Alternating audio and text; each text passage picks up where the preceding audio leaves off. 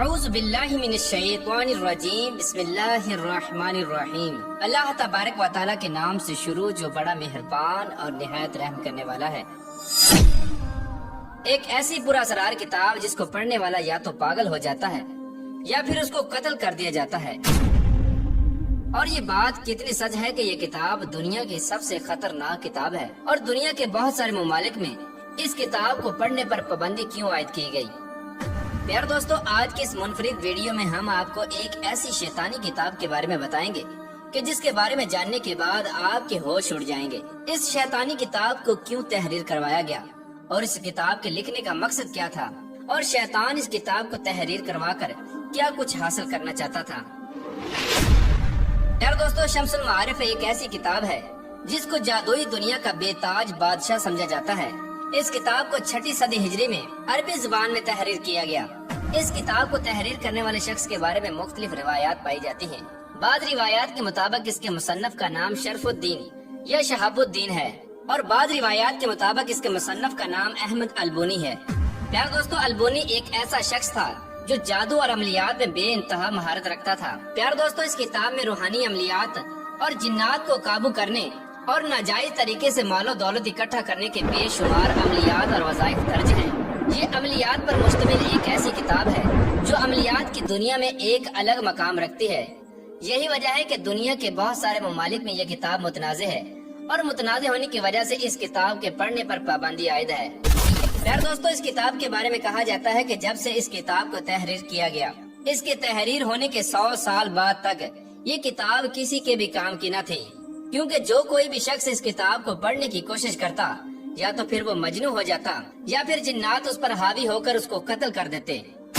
100 سال تک اس کتاب کا صرف ایک ہی نسخہ تھا۔ پھر اس کے بعد ایک نامعلوم شخص کی طرف سے اس کتاب میں بہت سارے رد و بدل کیے گئے، اور اس کتاب کے بہت سارے نسخے تیار کیے گئے۔ اس کتاب میں رد و بدل کرنے کی وجہ یہ تھی کیونکہ مصنف کی جانب سے اس کتاب کے اندر بہت سارے ایسے عملیات لکھے ہوئے تھے جن عملیات کی مدد سے انسان بہت بڑے بڑے طاقتور جنات کو اپنے قبضے میں کر سکتا تھا۔ اسی وجہ سے جنات اس کتاب کی حفاظت کیا کرتے تھے، اور جو کوئی بھی شخص اس کتاب کو پڑھنے کی کوشش کرتا یا تو پھر جنات اس کو پاگل کر دیتے یا پھر اس کو قتل کر دیا جاتا، تاکہ کوئی بھی انسان اس کتاب کو پڑھ نہ سکے اور نہ ہی جنات کو اپنی قید میں کر سکے۔ روایات میں آتا ہے کہ کچھ عرصہ گزرنے کے بعد ایک اجنبی عامل کی طرف سے اس کتاب میں سے ان نسخوں کو نکال دیا گیا جن نسخوں کی وجہ سے جنات انسانوں کو قتل کیا کرتے تھے۔ لیکن اب بھی اس کتاب میں کالے جادو اور جنات کو قید کرنے کے بہت سارے عملیات ہیں۔ یہی وجہ ہے کہ کوئی بھی انسان اس کتاب کو ٹھیک طرح سے سمجھ کر پڑھ نہیں سکتا، اور جو کوئی بھی شخص اس کتاب کو سمجھنے کی کوشش کرتا ہے وہ پاگل پن، مرگی یا جنون جیسی بیماریوں میں مبتلا ہو جاتا ہے۔ پیار دوستو، کہا جاتا ہے کہ 6 صدی ہجری میں یہ کتاب محمد بن علی بن زاہد کے قبضے میں آ گئی۔ یہ شخص بہت ہی مالدار تھا، اور مزید مال کے حصول کے لیے اس شخص نے ایک بہت بڑی رقم ادا کر کے اس کتاب کو اپنے قبضے میں لے لیا، تاکہ وہ اس کتاب میں موجود شیطانی عملیات کو پڑھ کر مزید مال و دولت اکٹھا کر سکے۔ اس کتاب کو خریدنے والے شخص کا یہ بیان ہے کہ جب بھی وہ اس کتاب کو کھول کر پڑھنے کی کوشش کرتا تو اس کے سامنے ایک سیاہ رنگ کی عجیب الخلقت مخلوق ظاہر ہو جاتی، جس کی جسامت کی سیاہی کو دیکھ کر اور اس کے چہرے پر چھائی نحوست کو دیکھ کر یہ شخص بے ہوش ہو جاتا۔ اس شخص نے بہت دفعہ اس کتاب میں موجود عملیات کو کرنے کی کوشش کی، لیکن وہ ہر بار ناکام ہو جاتا۔ ہر بار کی ناکامی کے بعد اس شخص نے اس کتاب کو ایک عالم دین کے سپرد کر دیا۔ پیار دوستو، جس دور میں بھی یہ کتاب موجود تھی، ہر دور میں شیاطین اور جنات اس کتاب کی حفاظت پر مامور تھے، کیونکہ اس کتاب میں تحریر ایسے عملیات موجود تھے جس کی وجہ سے وہ جنات انسانوں کی قید میں آ سکتے تھے۔ پیار دوستو، ان تمام تر واقعات کے بعد یہ کتاب ایک دم سے غائب ہو گئی، اور پھر اس کتاب کے بارے میں کسی کو کچھ علم نہ تھا۔ اور پھر اچانک سے 7ویں صدی ہجری میں یہ کتاب اچانک سے منظر عام پر آ گئی۔ اس وقت کتاب کے اندر موجود بہت سارے مواد کے اندر رد و بدل کی جا چکی تھی۔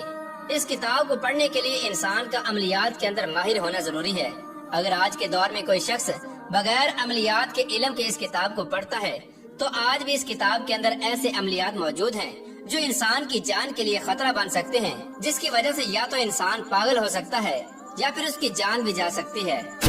کیونکہ اب تک اس کتاب کو جس نے بھی پڑھنے کی کوشش کی ہے اس کو بہت ساری آفات اور مشکلات کا سامنا کرنا پڑا ہے۔ اس کتاب کی عجیب بات یہ ہے کہ جو کوئی بھی اس کتاب کو پڑھنے کی کوشش کرتا ہے تو اپنے پہلے کی زندگی کے بارے میں بھول جاتا ہے، اور اس بات کو بھی بھول جاتا ہے کہ وہ کون سا ایسا عمل کیا تھا جس کے کرنے کی وجہ سے جنات اس پر حاوی ہوئے تھے اور جس کی وجہ سے یہ مجنون ہوا۔ پیارے دوستو، اس کتاب کو سمجھنا یا پڑھنا ناممکن سی بات ہے، لیکن تاریخ کے اندر ایک ایسے شخص کا بھی ذکر ملتا ہے جو کافی حد تک اس کتاب کو پڑھنے اور سمجھنے کے اندر کامیاب ہو گیا تھا۔ روایات کے اندر اس شخص کا نام السائی بیان کیا گیا ہے، اور یہ شخص اپنے دور کے اندر السائی کے نام سے مشہور ہوا۔ یہ شخص یمن کے قدیم علاقے ادن میں رہنے والا تھا، اور یہ کتاب 10ویں صدی ہجری میں اس شخص کو ملی۔ اس شخص کے مطابق جب ابتداءً اس کتاب میں موجود عملیات پر عمل کرنے کی کوشش کی گئی تو شیاطین اور جنات کی طرف سے اس شخص کو روکا گیا، کیونکہ اس شخص نے ایسے عملیات پر عمل کرنے کی کوشش کی تھی جو کہ بہت زیادہ خطرناک اور متروک تھے۔ شروع میں جنات نے اس شخص کو عملیات سے بہت روکنے کی کوشش کی، کیونکہ اس شخص کا عملیات سے بہت گہرا تعلق تھا، لہٰذا یہ شخص جنات سے نہیں ڈرا اور اس نے اپنے عملیات کو جاری رکھا۔ اور یہ شخص خوب جانتا تھا کہ جنات کی طرف سے اس پر کون کون سے حملے ہونے والے ہیں، لہٰذا اس نے اپنے آپ کو ان حملوں کے لیے پہلے سے تیار کر رکھا تھا، اور اس نے پہلے ہی بہت سارے ایسے عملیات کر رکھے تھے جس کی وجہ سے شیاطین اس پر حملہ نہ کر سکیں۔ یہی وجہ تھی کہ یہ شخص بڑے بڑے جنات کو اپنے قبضے میں کرنے کے آخری مرحلے میں داخل ہو چکا تھا۔ اس مقام پر پہنچنے کے بعد جنات نے اس شخص کو مات دے دی اور یہ جنات کو قید کرنے میں ناکام ہو گیا۔ یہ وہ واحد خوش نصیب شخص تھا جو جنات کے ہاتھوں بچ نکلا اور جو قتل ہونے سے بچ گیا۔ جب شیاطین نے اس شخص پر حملہ کیا تو یہ شخص بے ہوش ہو گیا۔ ہوش میں آنے کے بعد اس شخص نے بتایا کہ حیرت انگیز طور پر وہ اس بات کو بھول چکا ہے کہ اس نے کون سا ایسا عمل کیا تھا جس عمل کے کرنے کی وجہ سے شیاطین اس پر حملہ آور ہوئے تھے، اور وہ کتاب کا کون سا حصہ اور کون سے الفاظ تھے جو بے ہوش ہونے سے پہلے یہ پڑھ رہا تھا۔ ہوش میں آنے کے بعد اس شخص کی جان تو بچ گئی، لیکن اس شخص کی حالت یہ تھی کہ یہ اپنی پہلی زندگی میں ہونے والے واقعات کے بارے میں کچھ خبر نہیں رکھتا تھا اور وہ سب کچھ بھول چکا تھا۔ پیارے دوستو، بعض مصنفین کی طرف سے یہ دعویٰ کیا جاتا ہے کہ اس کتاب کو شیطان نے خود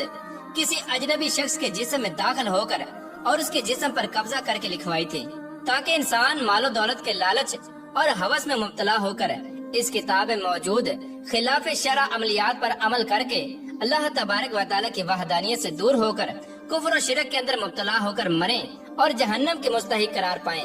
کیونکہ اسلام کے اندر جو کوئی بھی کالے علم کی عملیات کرتا ہے وہ شریعت کے دائرے سے باہر ہو جاتا ہے،